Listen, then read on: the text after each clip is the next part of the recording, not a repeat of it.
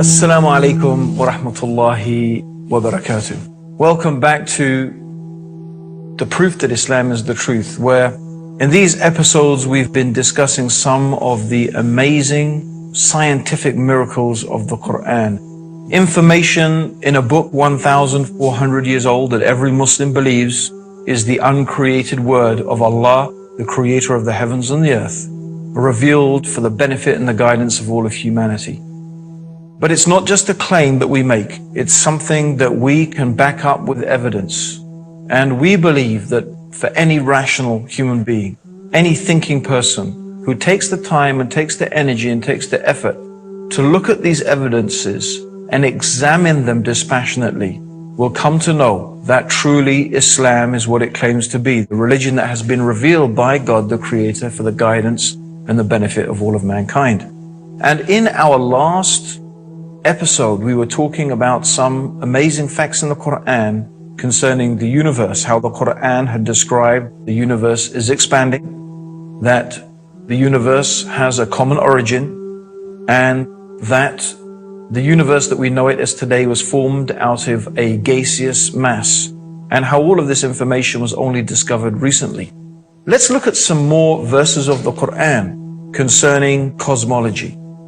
One of the verses we want to mention is that Allah is the one who created the night and the day, the sun and moon. Each one is traveling in an orbit with its own motion. Now it's interesting that the Arabic word referring to movement with self-propelled motion is the verb sabaha. And yasbabuna is what the actual text mentions. Now, this implies a motion that comes from the body in question itself. So if it takes place in water, it means to swim. If it means on land, it means to walk. So the implication is the movement is coming from the body itself. So if it was talking about something in space, it would mean to rotate. It would itself rotate. Now, this is amazing. The Quran is talking 1,400 years ago about the earth and the moon and the sun rotating. If you are perhaps thinking that the sun is static, it's not. The sun, as does the earth, as does the moon, they all rotate.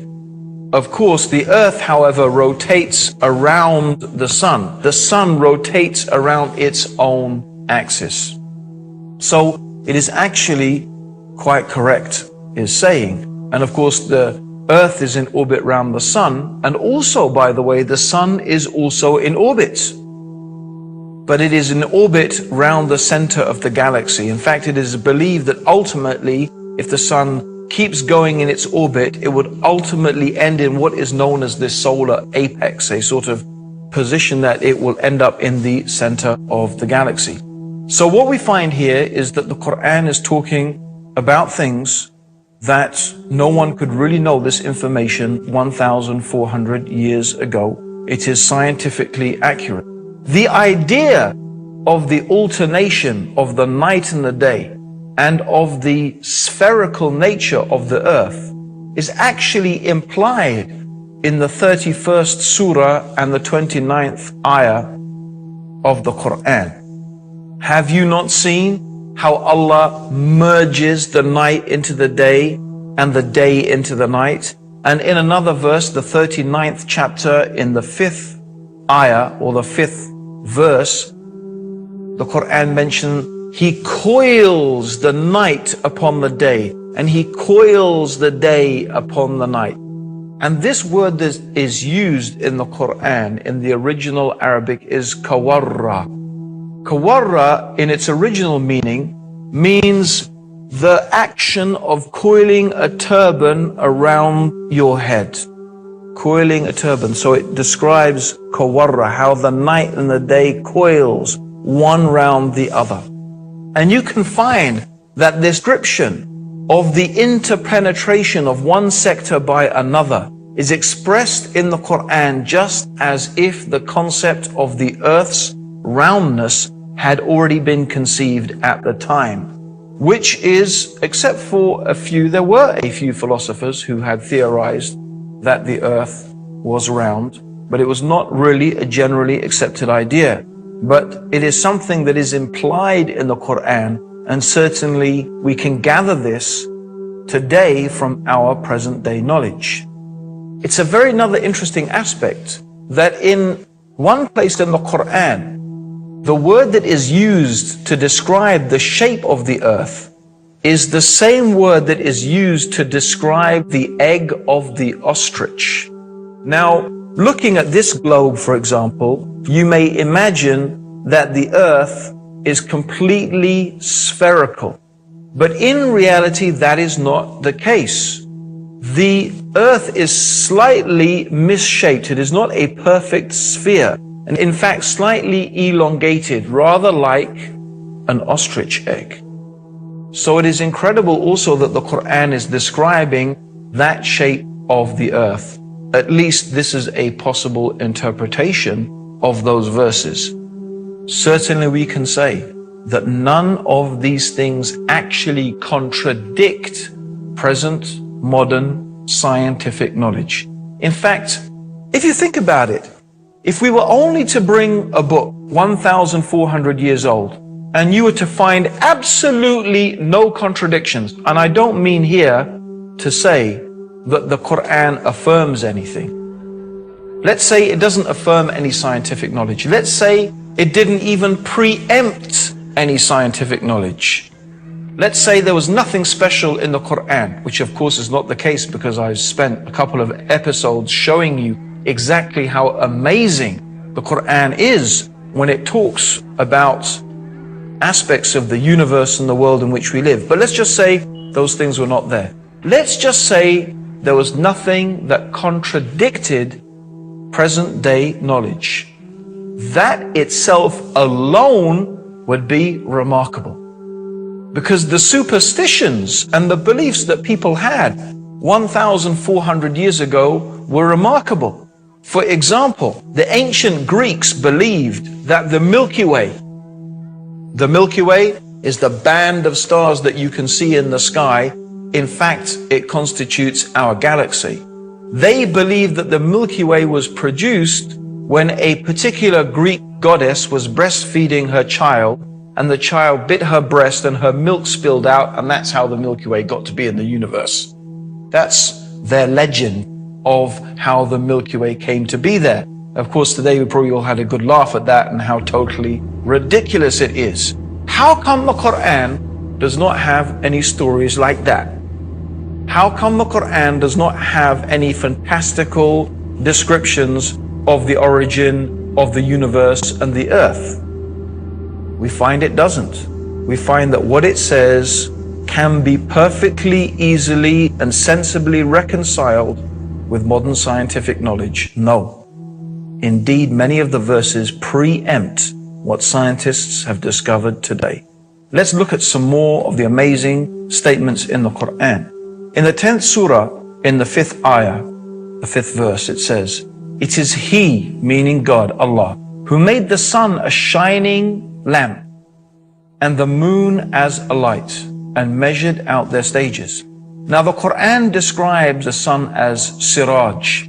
Now the word siraj means torch, means it's something that generates its own heat and light. Whereas the moon is described as a nur. Now a nur means a light that is originating from another source. And of course this is the correct understanding. The moon reflects the light of the sun. It's common knowledge today, but not necessarily so in the time of the Prophet Muhammad.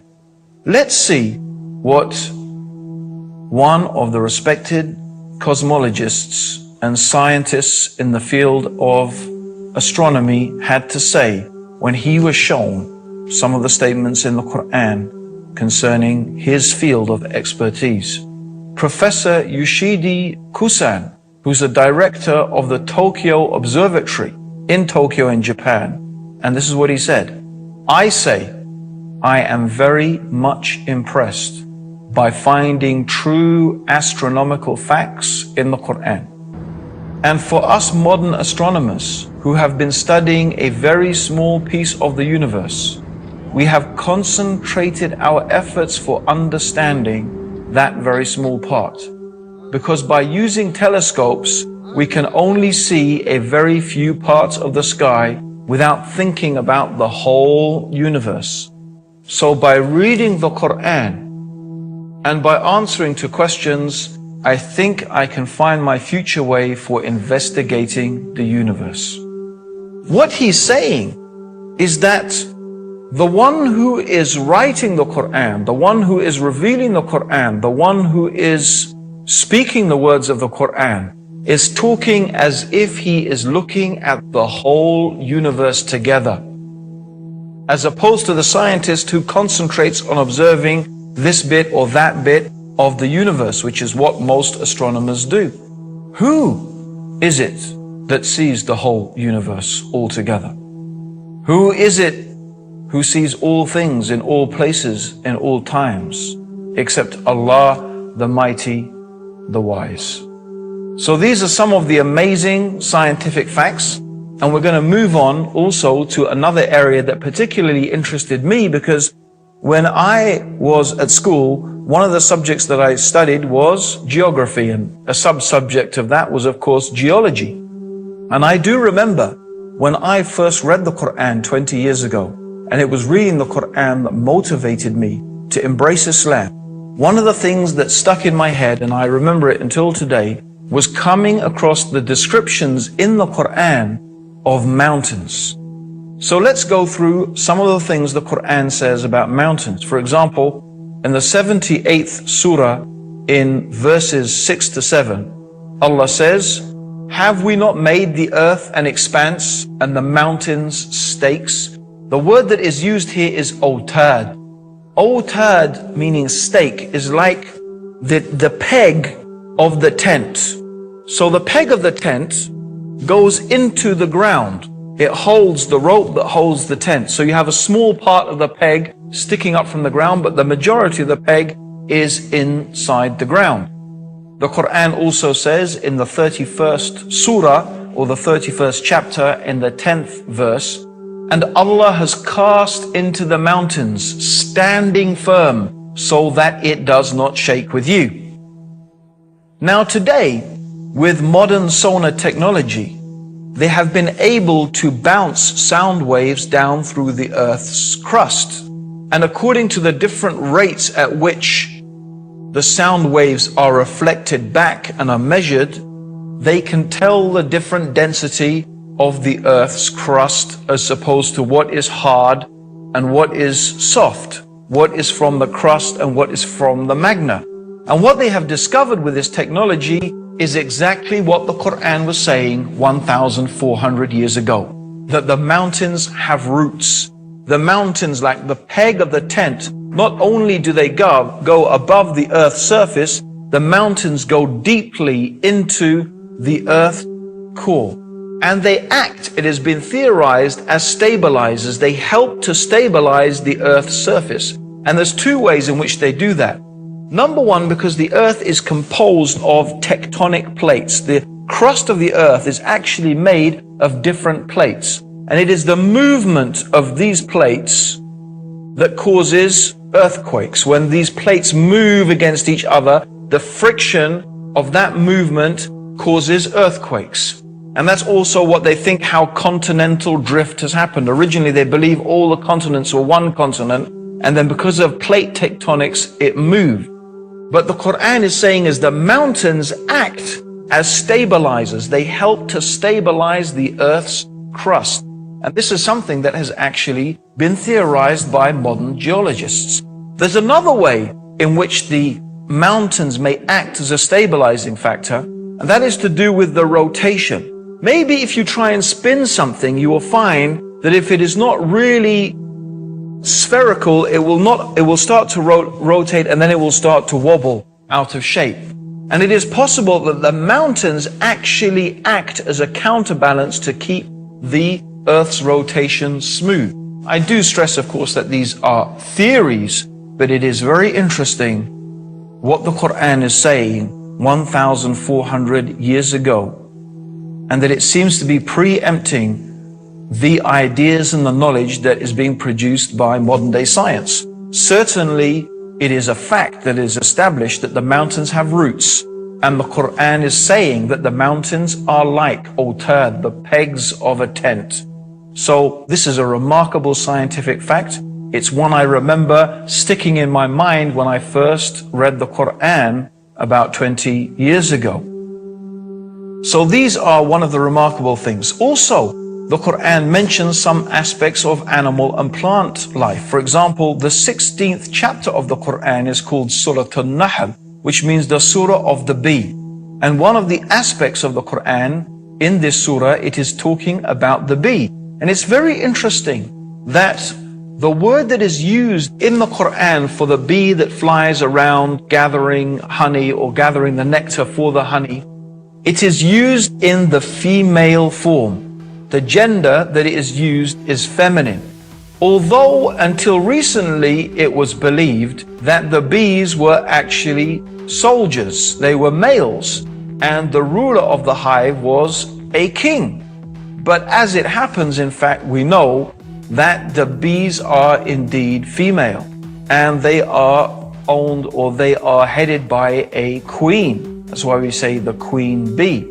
It's also true that the Quran mentions that plants have different genders, and the winds are a means of fertilization for the plants. So in the 15th chapter of the Quran, in the 22nd verse, it says that we, meaning Allah the Creator, this is the we of nobility. Does not mean there is more than one God, of course.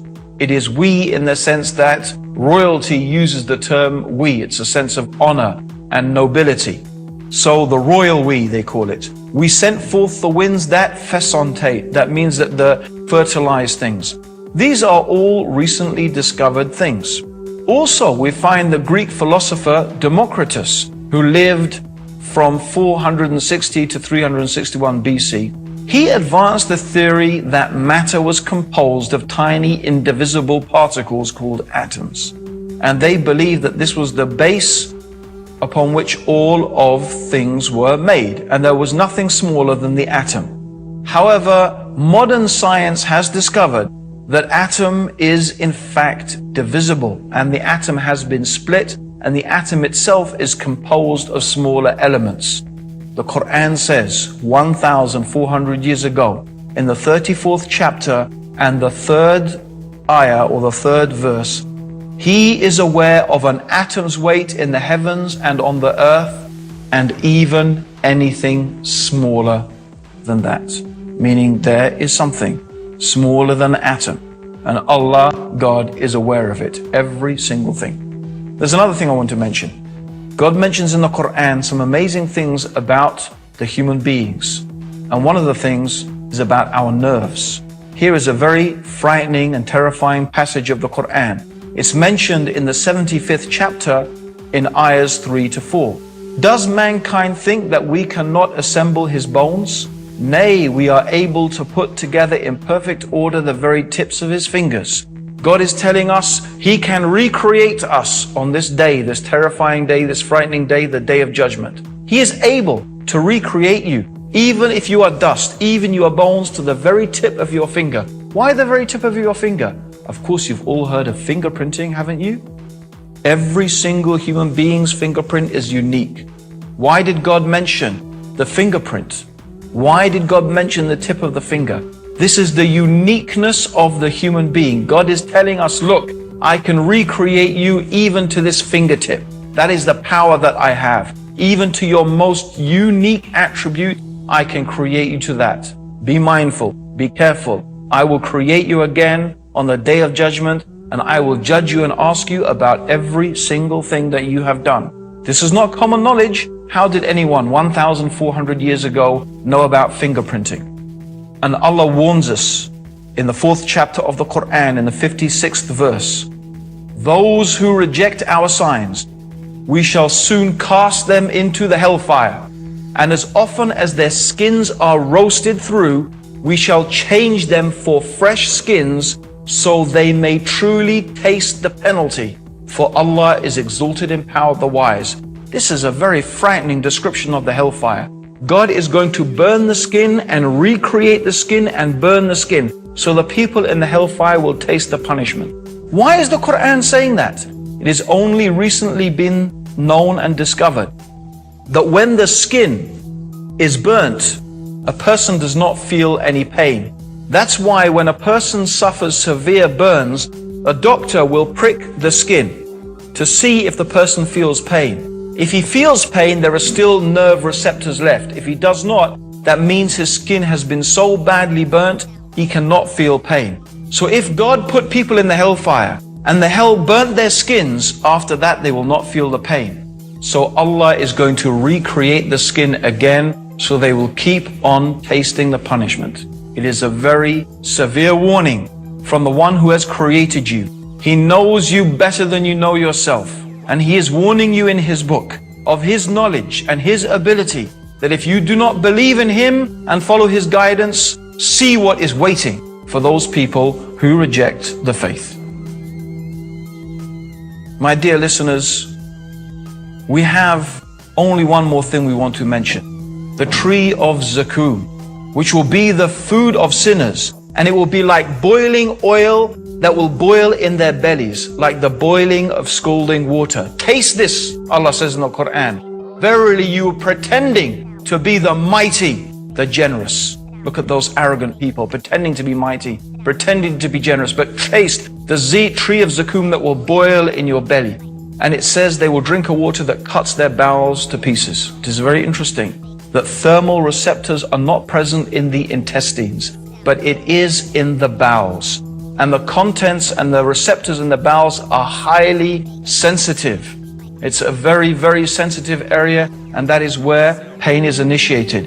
It's not a common knowledge 1,400 years ago, but it is a fact that is mentioned in the Quran as a stark warning to all those people who reject faith in God. God has combined the scientific facts with the severe warnings of those who disbelieve in Him. Our invitation is to invite you to His mercy, to His guidance and His forgiveness by accepting these truths, the proof that Islam is the truth.